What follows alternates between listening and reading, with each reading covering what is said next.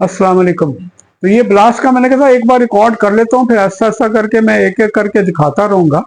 आपके लिए इंटरेस्ट हो, आप तो खुद इसमें से गुजरे हैं। लास्ट वाला जो मैं, इसको और भी बहुत सारी चीज़ें छोटी मोटी हैं, लेकिन जो सिग्निफिकेंट वाक़या था ये हमारी रीसेंट जंग जो 2025 में, जिसमें इंडिया ने हमारे पे वो पहलगाम वो जो वाक़े पे लग करके तो हमें कहा था मज़ा चखाएंगे, और उन्होंने ऑपरेशन सिंदूर किया और उसको एक्ट भी किया, उसके ऊपर अमल भी किया।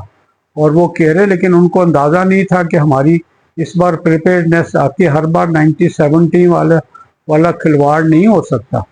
तो इन्होंने, मुझे याद है कि वो बड़े दिन थे, बड़े और बड़ी स्ट्रेस वाले दिन थे। डर खौफ कोई नहीं था, ना ही हमारी कोई ट्रेंचेज वेंचेज बनाई थी, हम घर में ही रहते थे। आए दिन की खबरें, ये हो गया। जिस दिन उन्होंने यहाँ पे अपनी तरफ से अटैक किया है, तो मुझे याद है कि उस रात को मैं सोया हुआ था, तो मुझे बहुत ज़्यादा ज़ोर से धमाके हुए हैं। तो मुझे एहसास ऐसी अलग पता नहीं था, ना मेरे पास कुछ टीवी था देखने का। मुझे अंदाज़ा हुआ कि ये जो हमारा इस्लामाबाद का जो पुराना नूर खान एयर बेस है, इसके पास हुआ। फिर अंदाज़ा था, फिर अगले दिन कंफर्म भी हुआ कि उनके ड्रोन आने शुरू हो गए थे, दर्जनों के हिसाब से। इन्होंने मारे भी हैं। वहाँ पे ब्लास्ट हुआ और भी खबरें आती थी कि मुख्तलिफ जगह पे किया। फिर जब ये एक बात हद से बढ़ गई, तो फिर पाकिस्तान ने रिटेलिएट किया। फिर इन्होंने जो उसका असर किया, उनकी अंदाज़ा भी नहीं था कि ये हमारी जो कितना ज़्यादा एडवांस किस्म की टेक्नोलॉजी है। हमारे जहाज़ थंडर्स वगैरह थे, चाइना वाले, इनके ऊपर इनकी ट्रेनिंग बड़ी अच्छी थी, उनकी रेंज बहुत अच्छी थी। इनका जो ISI और हमारी जो एजेंसियों का जो सीक्रेट सर्विस एजेंसीज हैं, इन्होंने उनके जो चीज़ों ने, हमारे रडार्स ने उनके जैम किए, और अनअबेटेड इन्होंने उनके जो मारे हैं 7-0, जो बड़ा चर्चा अभी तक होता रहता है। 7 के मुकाबले में हमारा 0 डैमेज था। एक आध हमारा कोई C-130 या शायद कोई डैमेज हुआ, वो भी एयरपोर्ट पे खड़े हुए। और एक आध हमारा शायद, हमारे जो पायलट्स में से, जो उनके पायलट थे, वो C-130 के थे, मुझे पता नहीं है, वो भी शहीद हुए। विंग कमांडर भी एक उधर थे, हवा में नहीं, हवा में तो उड़े ही नहीं।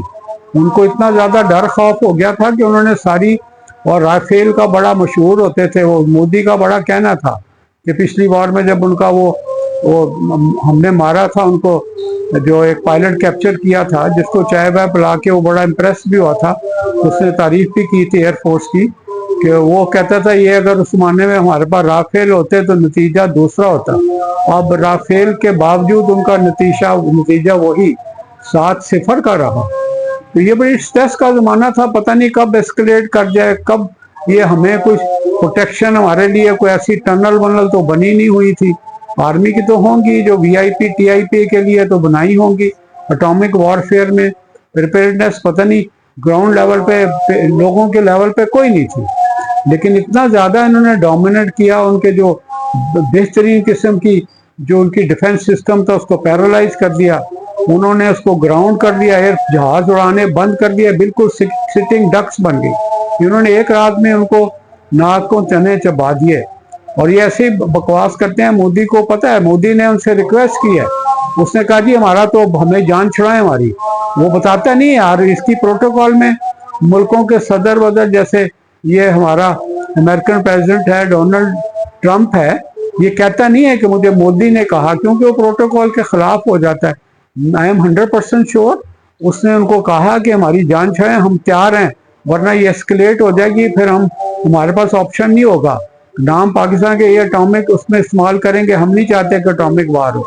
तो वो ट्रंप आ गई था, उसने इनसे कहा, तो ये तो हमने तो ऑफेंडर थे ही नहीं, हमने अपना बहुत ज़्यादा अच्छे लेवल पे कामयाबी हासिल कर ली थी, तो हम ये जीत गए थे। हमने 1971 का बदला ले लिया। अभी एग्जैक्ट बदला तो नहीं हुआ, लेकिन यह है कि हमने काफ़ी हद तक अपने आंसू पोंछ लिए इस जंग की वजह से।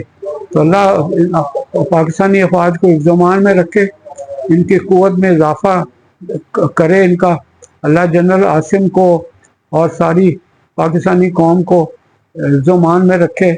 और हमने तो, मैंने कई बार छोटे छोटे मैसेजेस में कहा था कि अपनी प्रिपेयर्डनेस जारी रखें। आपकी टेक्नोलॉजी बढ़िया से बढ़िया होनी चाहिए। आपको देखना चाहिए कि हम किस लेवल पे हैं, वो किस लेवल पे हैं। آپ کو لوگوں کے کمپٹیشن اندر میں کرانے چاہیے کہ آپ نے کیسے ان کی ڈیفنس کو توڑنا ہے، کیسے ان کے اندر انٹرفیئر کرنا ہے، کیسے ان کو جو ہے نا ساری سسٹم کا بلیک آؤٹ کر دینا ہے، اور کیسے اوفینڈر کے بلیک آؤٹ کو روکنا ہے۔ تو میں نے تو کہا تھا اس کے اندر کمپٹیشن ہونے چاہیے، ملینز میں لوگوں کو دینے چاہیے، کون بندہ جو ڈیفنس کو توڑتا ہے، کون بندہ جو پاکستانی ڈیفنس کو توڑتا ہے، اس کو پرائز ملنا چاہیے، تاکہ آپ فور تھنکنگ کے طور پہ انتظار مت کریں، جو سٹنگ ڈک ہوتی ہے نا کسی کھڑے جو مرضی مار جائے، تو یہ والی حالات اب نہیں ہیں۔ ہمیں آلویز پریپیئرڈنیس میں ہونا چاہیے۔ آئی ایم شیور کہ جو لوگ ایجنسیز ہیں، جو لوگ جن کا کام ہے وہ کر رہے ہوں گے آگے سے آ کے بہتر سے بہتر ٹیکنالوجی، کیونکہ ہمارا واسطہ جو ہے نا وہ بڑے مکار قسم کے دشمن سے پڑا ہے۔ لوگوں کا تو پتہ نہیں، لوگ بھی انوالو ہو جاتے ہیں، ظاہر ہے اپنے ملک کو سپورٹ کرتے ہیں، برا نہیں سمجھتے۔ میرا خیال ہے جو اپنے ملک کو سپورٹ نہیں کرتا وہ غدار ہے، جو ملک کو سپورٹ کرتا ہے وہ اصل میں ہے، تو چاہے وہ پاکستان میں ہو چاہے وہاں ہو۔ جو ہمارے لوگ ہیں جو لائل ہیں، ان سے اچھا کوئی محب وطن نہیں ہے۔ جو کہ جن کے دل میں تھوڑا سا ڈاؤٹ ہے، شک ہے، جو فوائیں پھیلاتے ہیں، تو اچھے لوگ نہیں ہیں، چاہے ادھر کے ہوں چاہے ادھر کے۔ کامن جو لوگ ہیں امن سے رہنا چاہتے ہیں، ہم امن سے رہنا چاہتے ہیں، لیکن امن اتنا نہ ہو جائے کہ کوئی کہیں جی اس کو جب مرضی چاہیں مار لیں۔ تو اپنا خیال رکھیے گا۔ یہ میرے کوئی جتنے بھی 5 6 7 میں نے بتائے ہیں، اس زمانے میں ہم تیار ہوتے تھے کہ ابھی بلاسٹ ہوا، ابھی بلاسٹ ہوا، لیکن اللہ کا شکر ہے کہ وہ اب ختم ہو گیا، لیکن دشمن ابھی بھی کر رہا ہے۔ تو آپ کو ویجیلنٹ رہیں، سارے ویجیلنٹ رہیں، سارے تیار رہیں، اسپیشلی ہماری فورسز۔ اپنا خیال رکھیں۔ اللہ حافظ، السلام علیکم۔